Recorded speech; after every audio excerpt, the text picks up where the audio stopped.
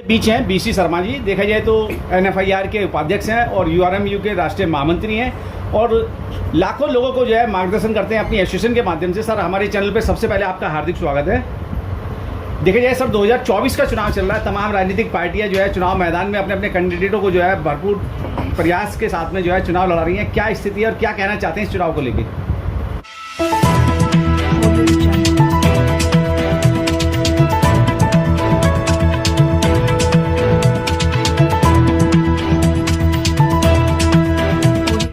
इस news channel पर जो भी वक्ता ने कहा वो उसकी अपनी राय है, जिसकी पुष्टि नेशन न्यूज इंडिया नहीं करता। धन्यवाद। मेरा एक ही अनुरोध है रेलवे कर्मचारियों से, डिफेंस के कर्मचारियों से, रिटायर्ड कर्मचारी जो रेलवे और डिफेंस के हैं, बाकी सेंटर इनकम टैक्स वालों से, पीएनटी वालों से, स्टेट के कर्मचारियों से एक ही अनुरोध है कि इस गवर्नमेंट ने कर्मचारियों को बुरी तरह क्रच किया है। लेबर कोड जो है, ट्रेड यूनियन एक्ट बना हुआ था, उसको ख़त्म किया है और हमारे जो राइट्स थे, हमारी डिमांड्स थी, उसको क्रच किया है। रेलवे में 18 लाख की गिनती होती थी, उसमें फर्दर कोई पोस्ट सेंक्शन ना करने का फैसला किया है। महंगाई भत्ता जो फ्रीज किया हुआ है कोरोना टाइम में, उसको रिलीज़ नहीं किया है। और इतना ही नहीं, इस देश के 14 प्रधानमंत्री जो 2014 से पहले बने थे, उस समय देश 53 लाख करोड़ का कर्जदारी था। आज देश जो है 205 लाख करोड़ का कर्जदारी है और इसके साथ साथ महंगाई बढ़ी है, किसानों को कुचला गया है, मज़दूरों को कुचला गया है और 7वां पे कमीशन ख़त्म हुए 10 साल हो चुके हैं। मिनिमम वेज बढ़ाने की ज़रूरत है, उसकी कोई बात नहीं की जा रही। इसी तरह जो नो पेंशन स्कीम है, ये हमने बार बार अपील की। 10 अगस्त को इतना बड़ा एजिटेशन किया रामलीला मैदान में, इस सरकार ने कुछ नहीं किया। एक कमेटी बना दी, अभी तक कोई फैसला नहीं किया।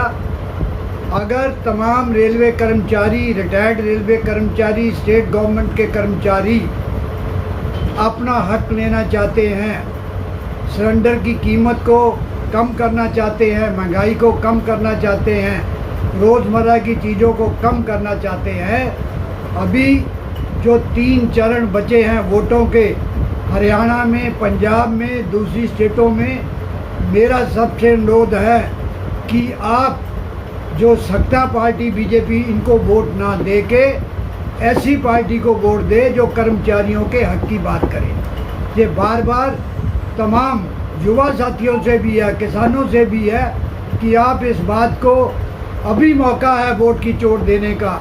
अगर आपने वोट की चोट नहीं दी तो देश के अंदर ये संविधान ख़त्म हो जाएगा, बेरोजगारी और बढ़ेगी, महंगाई और बढ़ेगी, डीजल और पेट्रोल के रेट और बढ़ेंगे, इंडस्ट्री कोई नहीं लगेगी, अदानी अवानी को सब कुछ दे दिया जाएगा। डिफेंस की तरह जो इन्होंने 5 साल के लिए क्रांति भी रखे हैं, रेलवे भी में भी ऐसा हो जाएगा। कोई कंपैशनेट ग्राउंड पे भर्ती नहीं होगी, कोई रिक्रूटमेंट नहीं होगी। यही मौका है आपके पास कि आप जो है अपना वोट इस पार्टी को ना देके आप किसी पार्टी को वोट दीजिए जो आपकी बात सुनेगा, जो आगे काम करेगा। 10 साल आपने इनको देख लिया, अब नई पार्टी को देखिए, यही मेरा अनुरोध है। देखिए शर्मा जी, तमाम जो है राजनीतिक पार्टियों के लोग जो है, खास करके भाजपा के लोग जो है कह रहे हैं 400 के पार, 400 के पार। तो क्या 400 के पार अगर वो जाते हैं तो क्या इस भारत के संविधान को भी ख़त्म कर देंगे वो लोग? बिल्कुल, 400 के पार जाएंगे तो संविधान को ख़त्म करेंगे। जो इंडस्ट्रियल ऑलरेडी पीस चल रहा है उसको ख़त्म करेंगे। जो महंगाई अपने मर्जी अडानी अवानी को दे के मार्केट को वही पकड़ेगा, नौजवानों के लिए रोज़गार नहीं मिलेगा।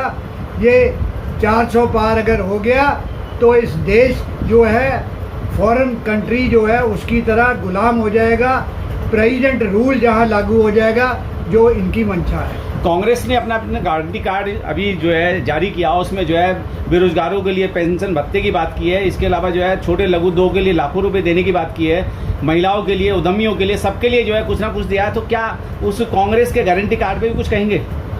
कांग्रेस का गारंटी कार्ड है, उसको मैं राहुल गांधी को कहूँगा कि ठीक है, अभी आप टेम्पू बना रहे हैं, इसको असली रूप में जामा पहनाइए। आपने अपनी सभा में कहते रहे कि ओपीएस मिलनी चाहिए, क्यों नहीं मैनिफेस्टो में आपने इस बात को लिया? आपने चिदम्बरम की बात को सुना, जो हमेशा कर्मचारियों के अगेंस्ट में रहा।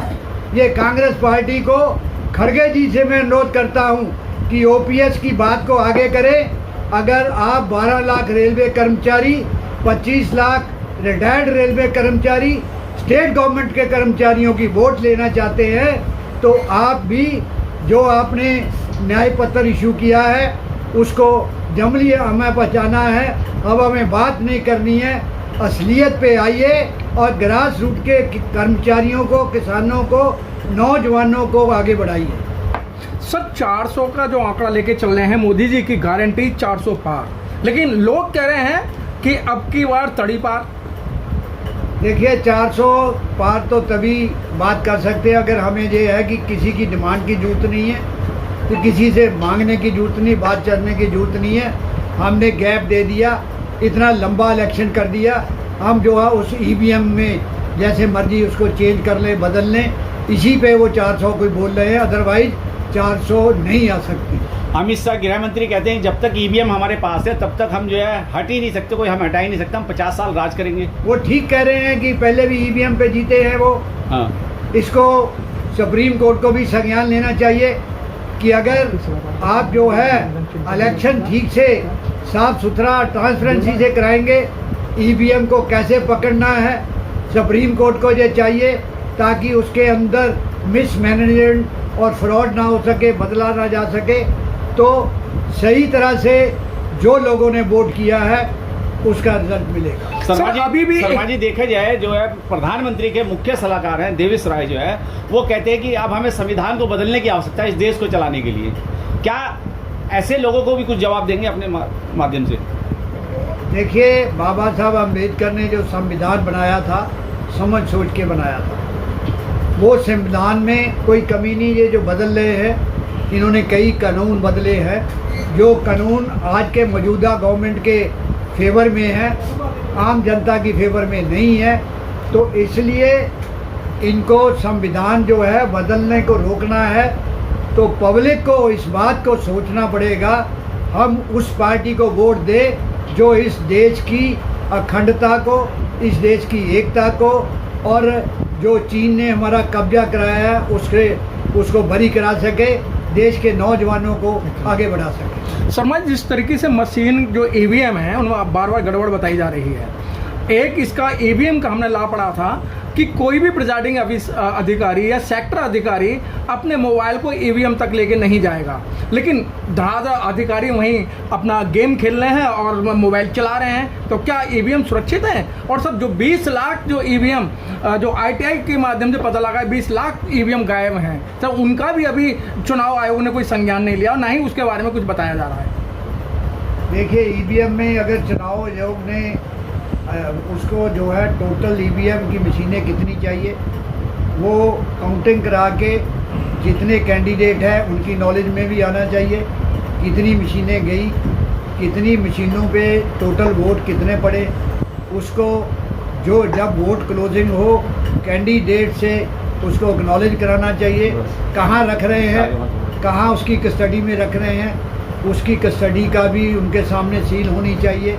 तो ये जो एक्स्ट्रा ईवीएम अगर बनी है तो चुनाव आयोग इसके लिए जिम्मेवार है, उसको एक्स्ट्रा बनाने का कोई मतलब नहीं है, उसको अपने कस्टडी में रखना चाहिए। अगर एक्स्ट्रा की जरूरत हो तभी उसको इशू करें। आखिर में चलते चलते हमारे दर्शकों के माध्यम से अपना कुछ मैसेज देना चाहते हैं तो ज़रूर उसको शेयर कीजिए। हमारा यही मैसेज है कि तमाम केंद्रीय कर्मचारी, स्टेट गवर्नमेंट के कर्मचारी, उनसे मेरा अनुरोध है कि जो बाकी चुनाव पड़ा है उसके अंदर आप जो बीजेपी के मौजूदा कैंडिडेट हैं उनको वोट ना देके जो आपका दूसरा कैंडिडेट पसंद का है उसको वोट दीजिए, ताकि हम संविधान को, देश को बचा सके, रेल को बचा सके, नौजवानों के भविष्य को बचा सके, किसानों के भविष्य को बचा सके। चलिए ठीक है सर, बहुत बहुत